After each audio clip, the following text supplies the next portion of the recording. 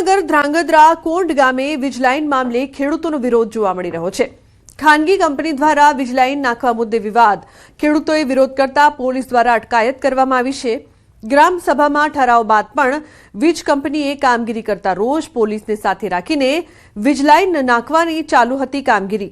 વિરોધ કરી રહેલ અંદાજે 20થી વધુ ખેડૂતોની પોલીસે અટકાયત કરી છે। તો ખેતરોમાં વીજલાઇન નાખવાથી ઊભા પાકને નુકસાન થતું હોવાનો દાવો, ખાનગી કંપની દ્વારા ખેડૂતોને યોગ્ય અને પૂરતું વળતર ન ચૂકવ્યાનો દાવો, આડેધડ ખોદકામ કરતું હોવાનો પણ ખેડૂતોએ આક્ષેપ કર્યો છે।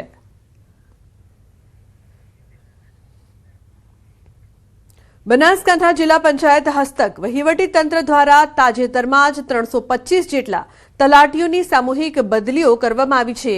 સામૂહિક બદલીઓને લઈને મોટો વિરોધ ફાટી નીકળ્યો છે।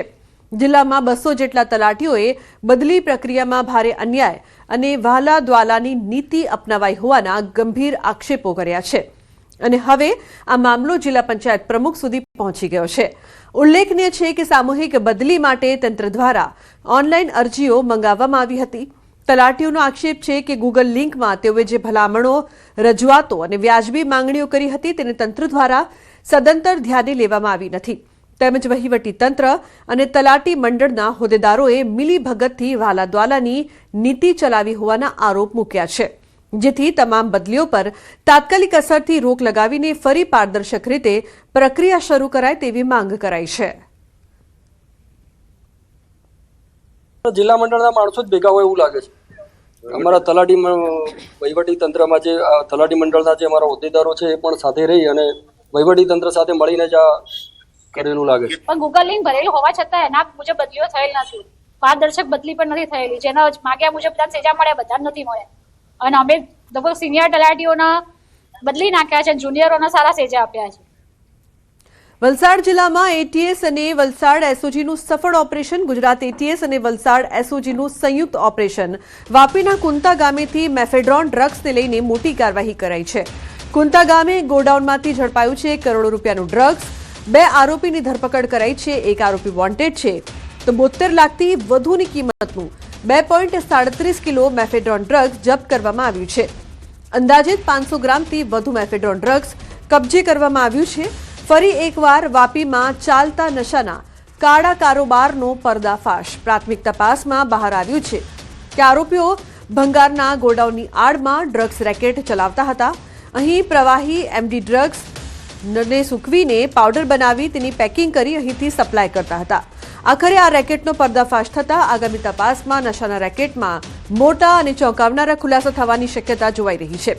પોલીસે આ કાર્યવાહીમાં 2 આરોપીઓની ધરપકડ કરી છે। અબ્દુલ ખાન અને મેહુલ મકવાણા નામના આરોપી દબોચાયા છે, જોકે રાજેશ મૌર્ય નામના મુખ્ય માસ્ટર માઇન્ડને વોન્ટેડ જાહેર કર્યા છે। ગુજરાત એટીએસ અને વલસાડ જિલ્લા એસઓજી પોલીસને મળેલી બાતમીના આધારે બંને ટીમોએ સંયુક્ત રીતે વાપીના છેવાડે આવેલા કુંતાના આ ભંગારના ગોડાઉનમાં રેડ કરી હતી। ગોડાઉનની અંદર બહાર AK સ્ટીલ સપ્લાયર નામનું બોર્ડ લગાવેલું છે, પરંતુ આ ગોડાઉનની ઓફિસમાંથી એટીએસ અને એસઓજીએ 2.37 કિલો જેટલું એમડી ડ્રગ્સનો જથ્થો ઝડપ્યો છે। અહીંયાથી મોટા પ્રમાણમાં ચાલતા ડ્રગ્સના રેકેટનો પર્દાફાશ થયો છે। પોલીસે સ્થળ પરથી 2 આરોપીઓની ધરપકડ કરી છે, જ્યારે એક આરોપીને વોન્ટેડ જાહેર કર્યો છે।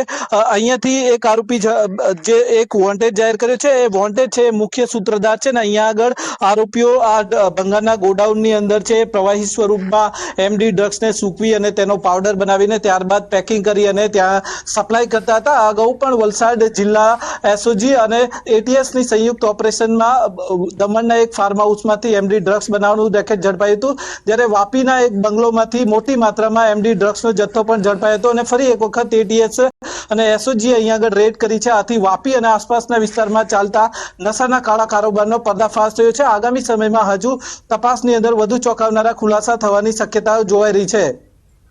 ભરતસિંહ વડેર, ન્યૂઝ 18 ગુજરાતી, કુંતા।